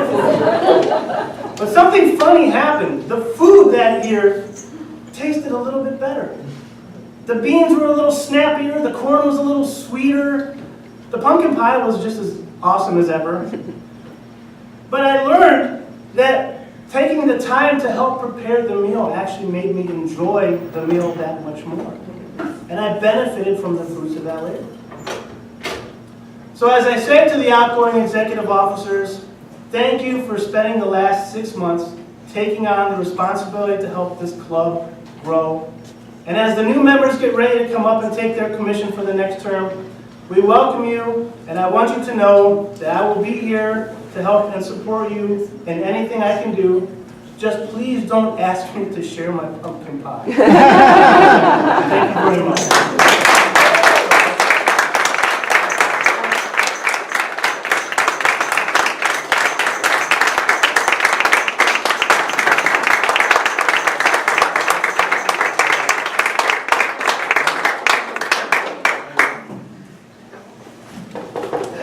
And I have one thing here for our president, Mark Guthrie, who has been a great inspiration to all us officers this term and last term. Please, this is presented to you in appreciation for your commitment as president to our club, and we love you.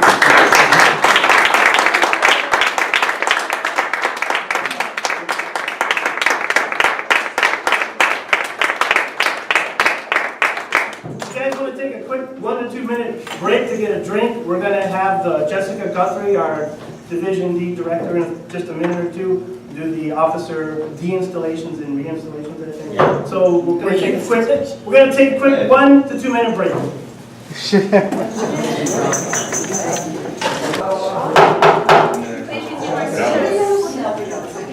we will continue with the program. You lost the room. Yeah. You lost the members.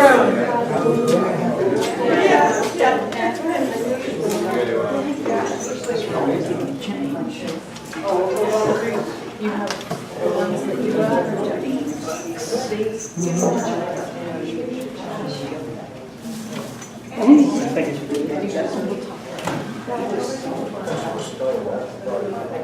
Okay, it's my distinct honor and pleasure to perform the installation ceremony tonight for our new officers. But first, I need to relieve our current officers of their duties. So, please, will the outgoing officers please stand?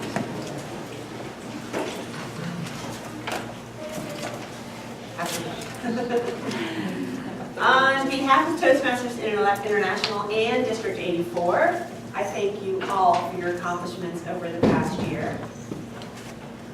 You are discharged from all further duties and responsibilities as officers as of 3 a.m. on January 1st, which is midnight Pacific time. That's the 3 a.m. trick. And you will be dismissed from all further charges and responsibilities at that time. We thank you for your service and thank you for everything you've done to Central Florida Facilitators.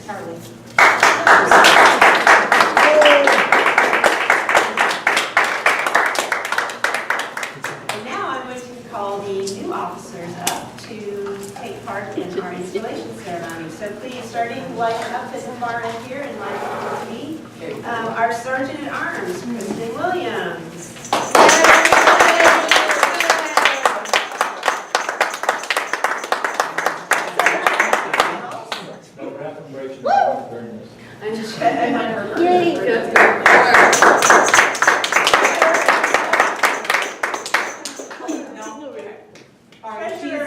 Treasurer Richard Sapp.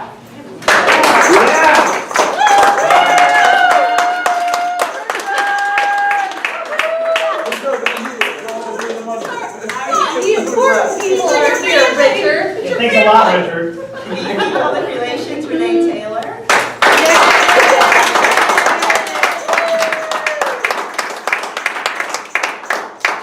VP Membership, Julian Cotto.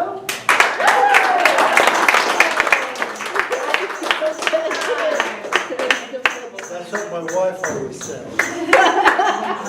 Our VP Education, Gail Hill-Smith.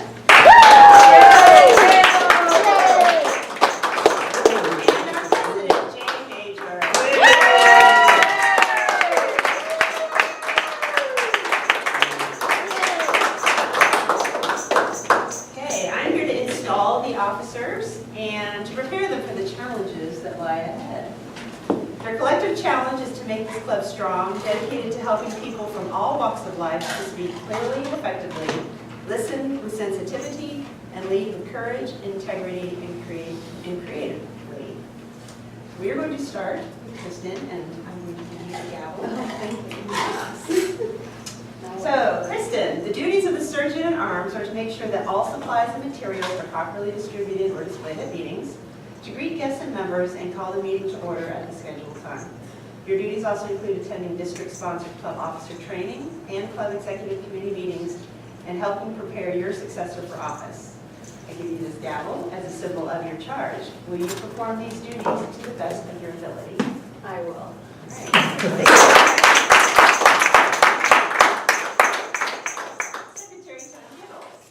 Your duties include maintaining club records, basic documents, and a membership roster. It is your duty to ensure that membership applications and officer lists are submitted in a timely fashion. Your duties also include attending district-sponsored club officer training and club executive committee meetings, and helping prepare your successor for office. Will you perform these duties to the best of your ability? Absolutely, yes. Yes.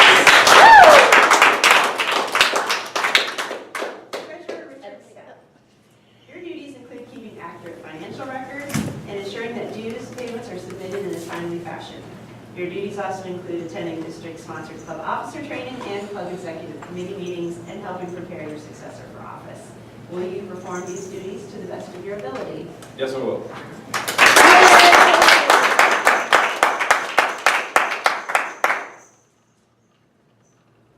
VP Public Relations, Renee Taylor. Your duties are to promote the club to local media, promote membership programs, and to ensure that club members are aware of upcoming events and programs. Your duties also include attending district-sponsored club officer training and club executive committee meetings, and helping prepare your successor for office. Will you perform these duties to the best of your ability? Yes, I will.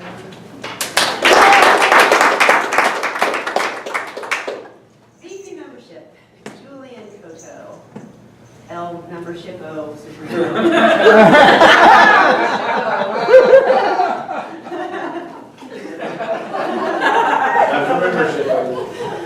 Your duties include conducting ongoing membership building programs and following up on guests, new members, and members not attending meetings. Your focus will be 30-plus members to align with the District 30-something goals. You are to help guests wishing to join complete the application for membership, and to determine whether needs of fellow members are being met. Your duties include attending district-sponsored club officer training, club executive committee meetings, and area council meetings, as well as helping prepare your successor for office. Will you perform these duties to the best of your ability? For free? Yes. Okay, I'll do it. Twist your arm.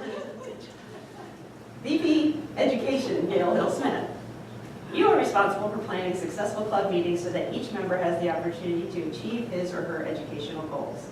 You are to encourage members to set Toastmaster educational goals and to track their achievement. You are to preside at club and executive committee meetings in the absence of the president. Your duties also include attending district-sponsored club officer training, and you are expected to attend or submit proxy to district council and international business meetings. Will you perform these duties to the best of your ability? With your permission, I will. All in, Gail, all in. And President Toastmaster Jeanine. Having been elected the president of the Central Florida Facilitators Toastmasters Club, you are its chief executive officer and will be expected to preside at all club meetings and at all regular and special meetings of your executive committee. Your duties also include attending district-sponsored club officer training. You're expected to attend or submit proxy to district council and international business meetings. It's a challenge to see that this club enables its members to achieve their educational goals.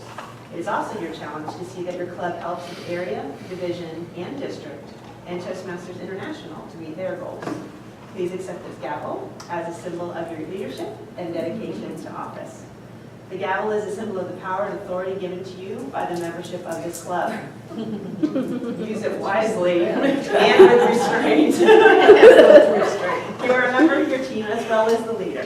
A team is more than a collection of people. It is an emotional force rooted in the feelings, thoughts, and actions of all members with the common goal of achievement, sharing, and mutual support.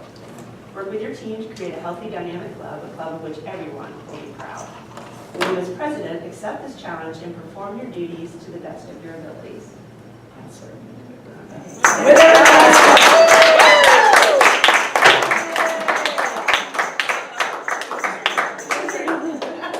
Okay, will everyone else please stand?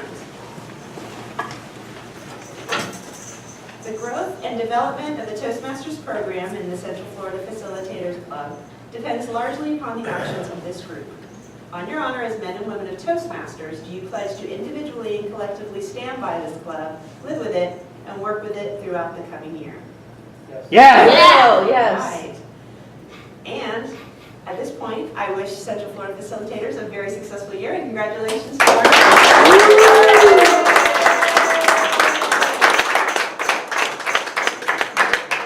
and to everyone that's here, please welcome our new president-elect still, to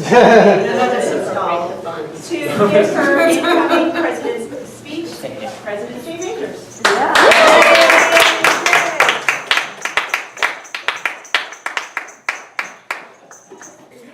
Good evening, everyone. Good to be up here again. Looks like we've lost a lot of people, but the people that are here are the ones that really count, right? Right. All right, building for the future is what my speech is about, and this time of the year, it's a perfect time at the holidays and going into the new year to reflect on the successes of the past year and to look to the future for the areas where we can actually improve and build upon. The 2016 year for Central Florida Facilitators under leadership of the amazing and dedicated, what's his name? Mark Guthrie, was a great year. Many, if not all, goals and targets were achieved with the help of a fantastic board and members that make a difference every week. As a past treasurer and the incoming president, I want to thank everyone for making the past year fabulous. Every week, we have the privilege to hear speakers, great speakers, learn more about the topics brought to us by the Toastmaster and the speakers. We can sharpen our speaking skills while having so much laughter and fun and the camaraderie that we share between us. What other place can you do that? To develop, learn, and grow, and every week we laugh our you-know-what's off in this club. This past year, I was told that our fundraiser was the best in the entire 14-year history of the club. Woohoo! Yes, that was a success, and it provided resources for a truly grand, show-stopping June award ceremony and banquet. It was a real high to host so many Toastmasters from our area. During the past year, we've been blessed to have tremendous guests, several of whom I am thrilled to say have become regular participating members. And I can look around and see a number of you. Yes, we've lost a few for various reasons, but the important part is that we have gained new friendships, especially in the last half of the year. I'm looking forward to the next 6 months and beyond, and hope to make a difference for everyone who wants to take a chance, join in, participate, develop their skills, and be a part of contributing to the success of our fellow members.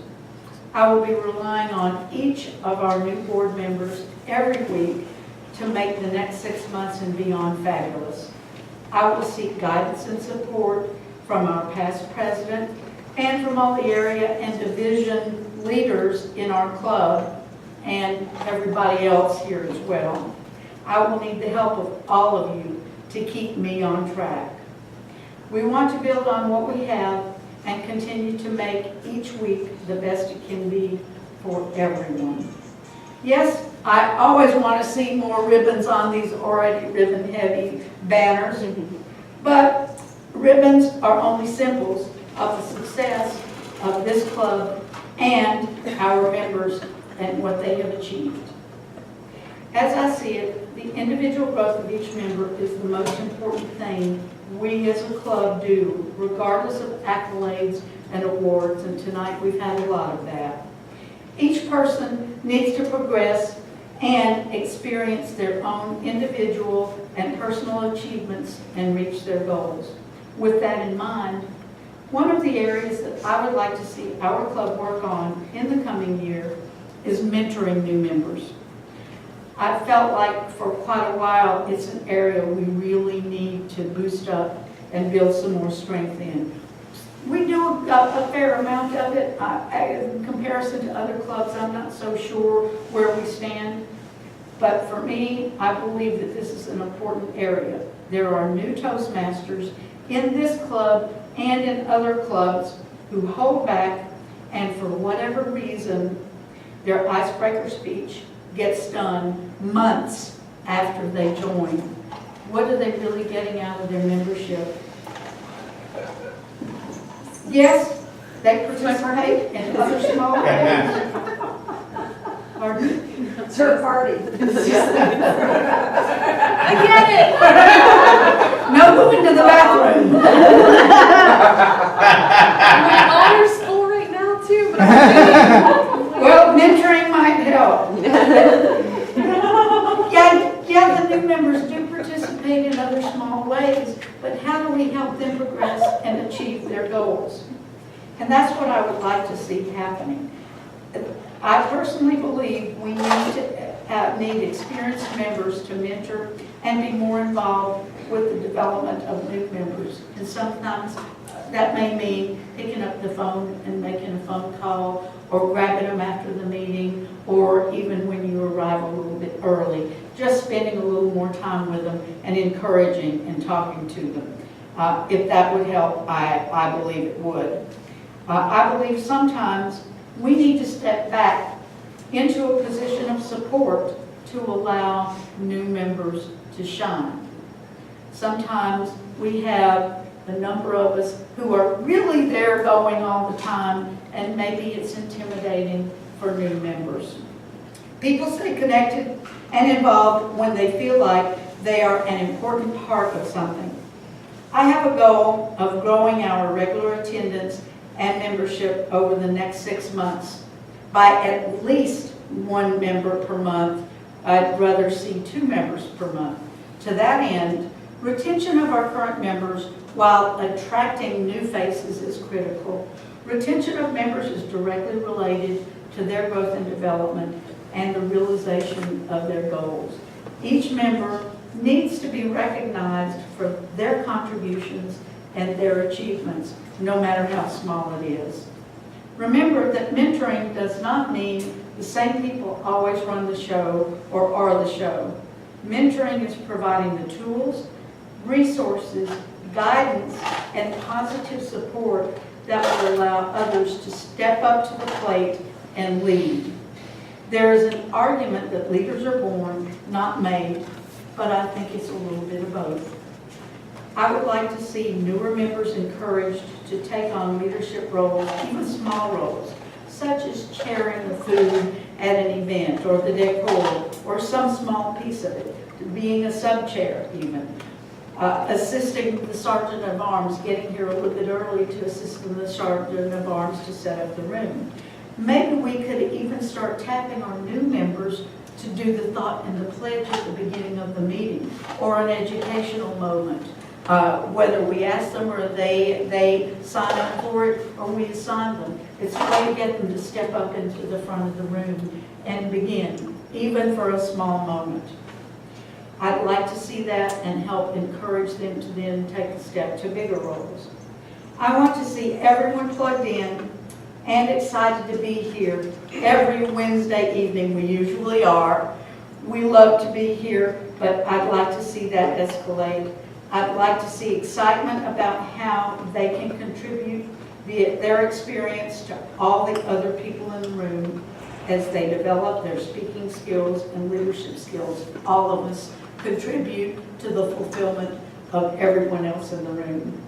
Yes, 2016 was fabulous, but I believe we can have more fun and more success and build our membership through targeted encouragement and mentoring.